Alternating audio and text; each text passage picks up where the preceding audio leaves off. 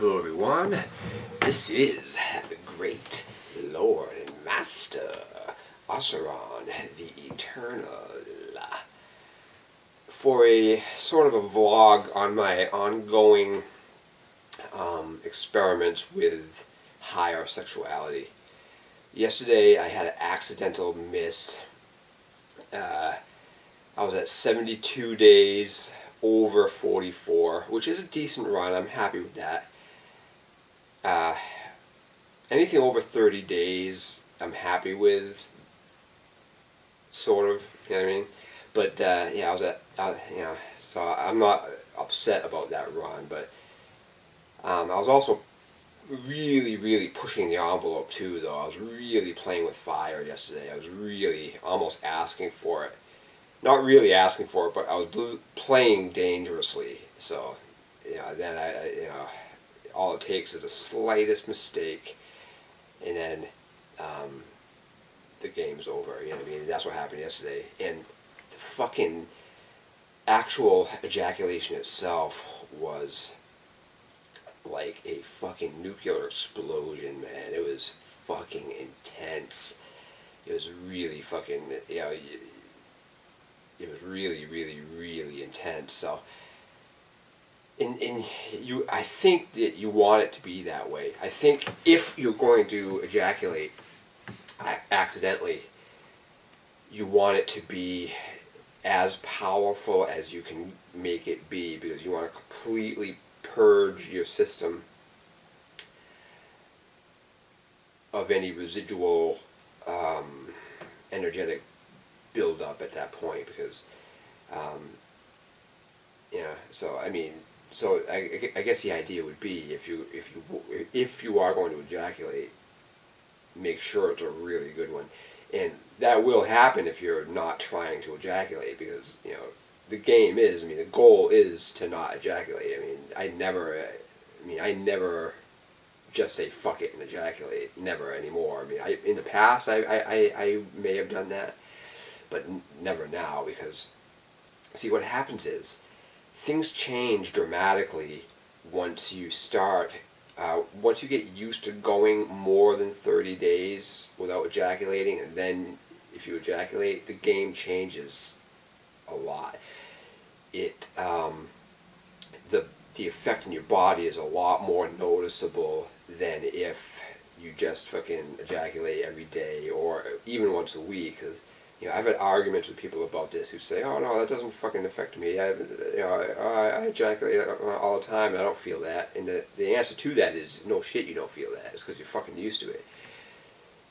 Because you won't notice it. Because even in my evolution through this, I was at a period. I started going more than 30 days without ejaculating at the end of 2014. So I've been at this 3 full years of going more than 30 days without ejaculating in that time. And 30 days, again, 30 days is just the window into greatness.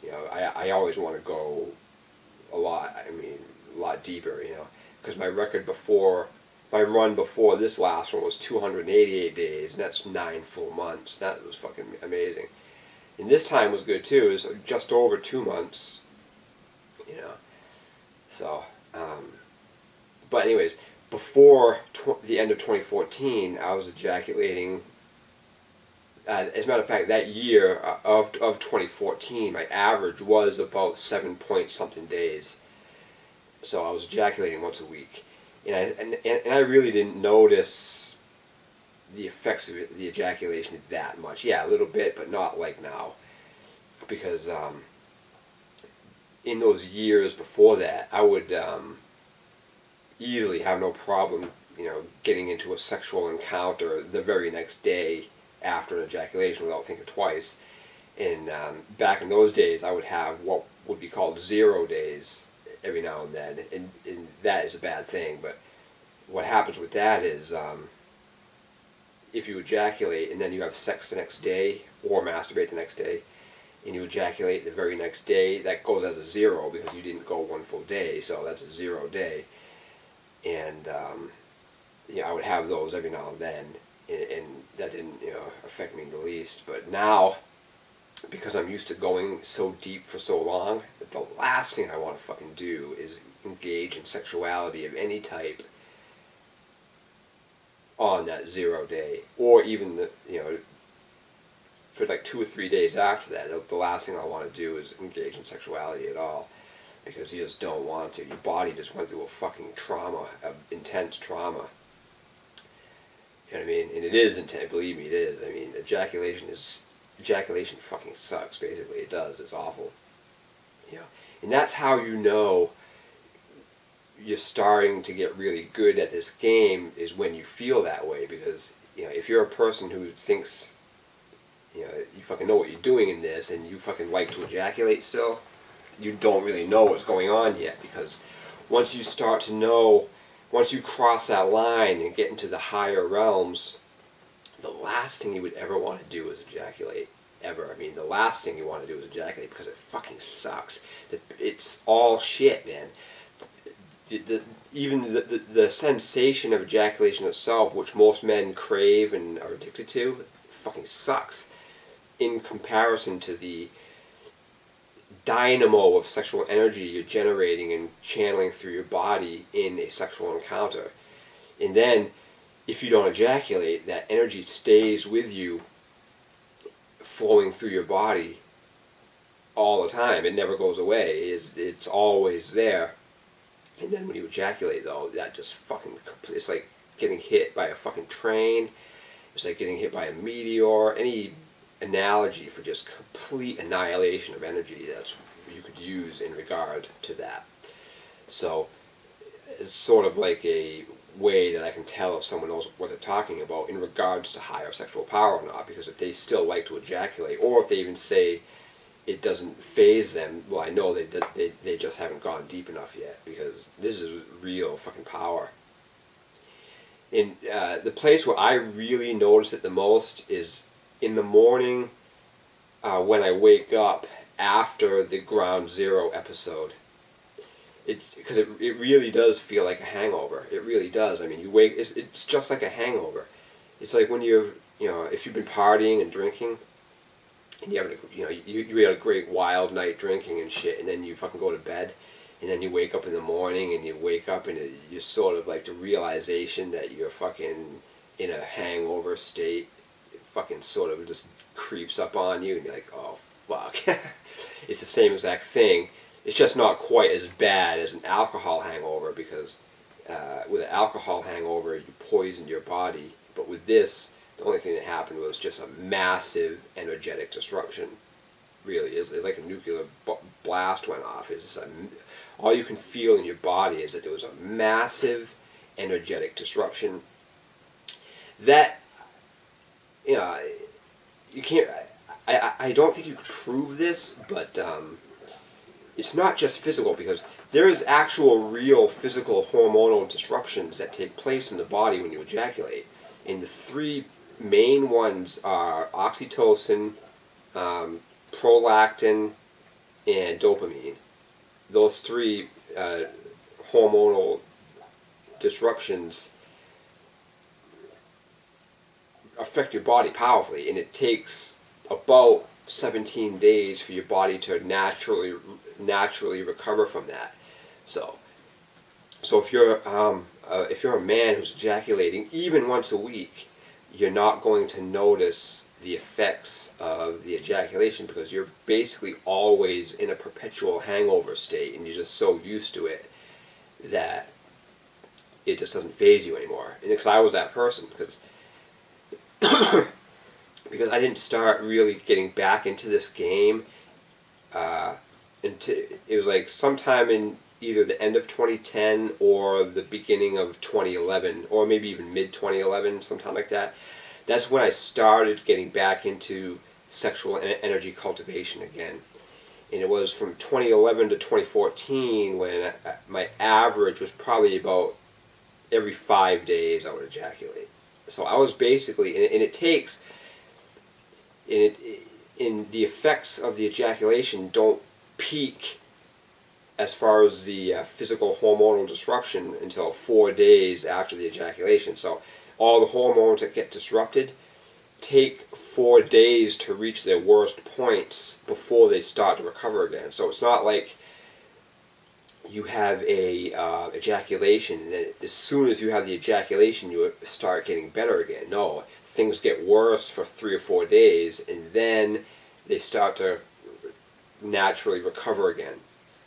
Now, is there ways you can hasten that process? Well, I'm pretty sure there is, and I'm always working to do that.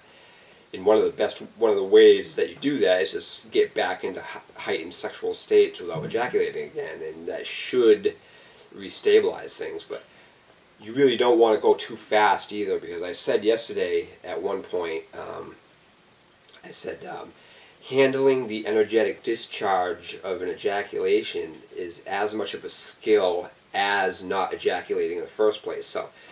So the way you handle this massive energetic discharge takes as much skill and mindfulness as it does to not ejaculate in the first place, because it's a discipline. It really is, and it's a skill, and it's one that you develop and learn over time. And really, in truth, I really don't feel too bad right now.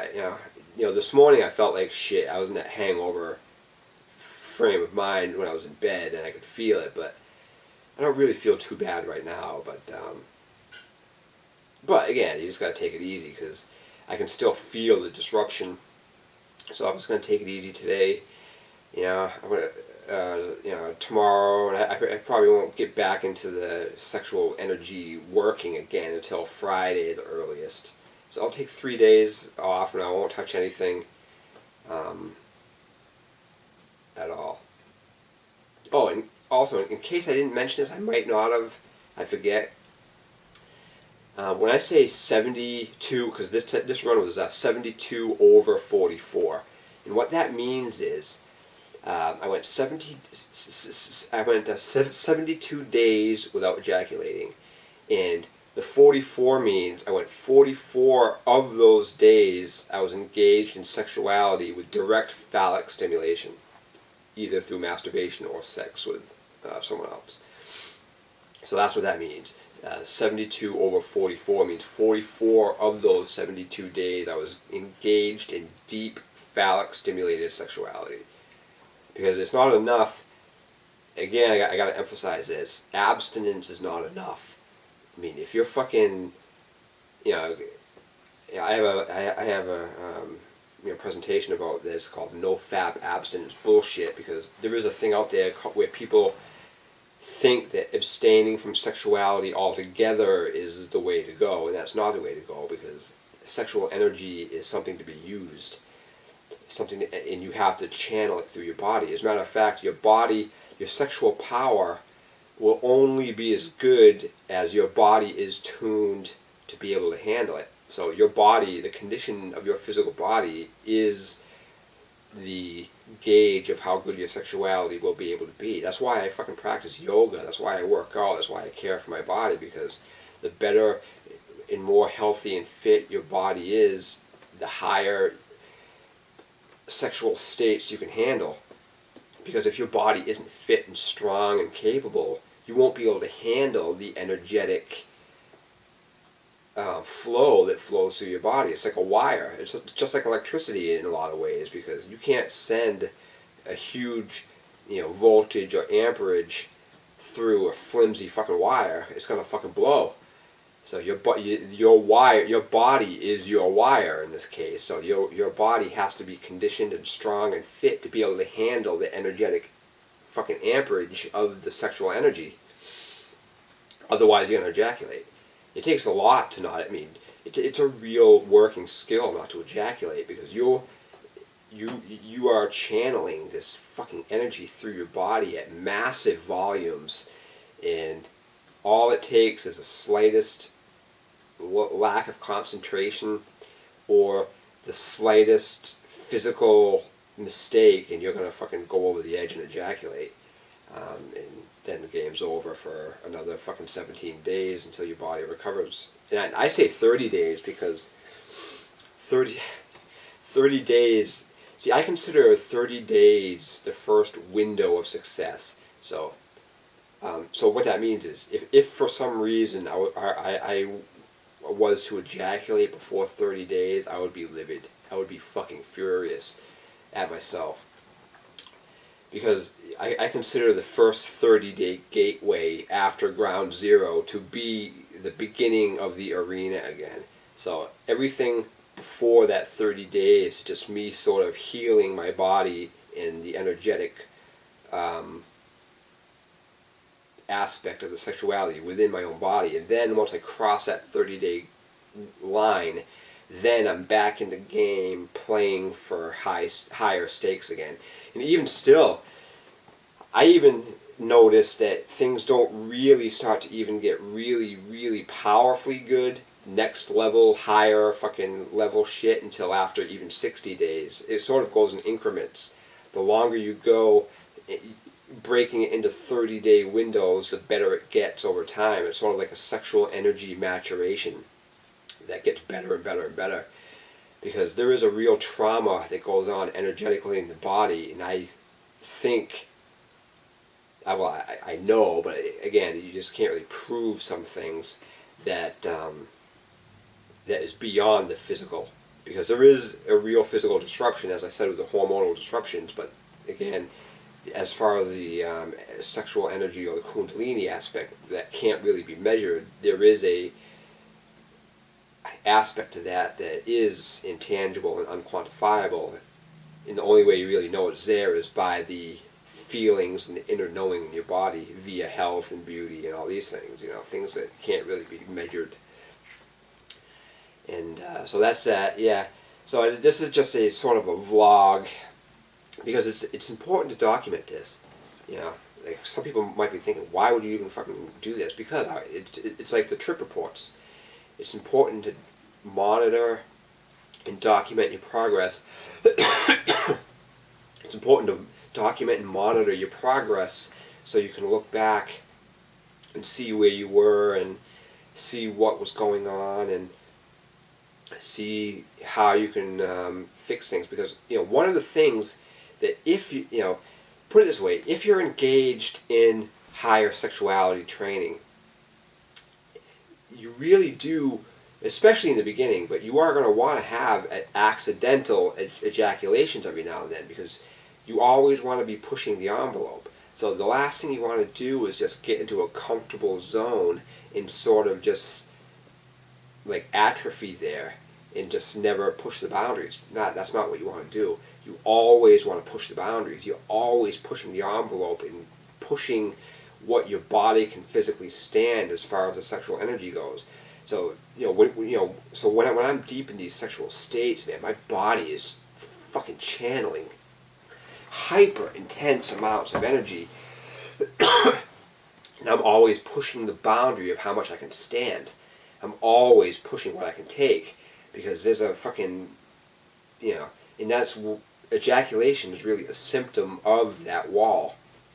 Because once you hit that wall to where your consciousness or your mindfulness and your physical body can't do what it has to do to refrain from the impulse to ejaculate, then you've gone too far.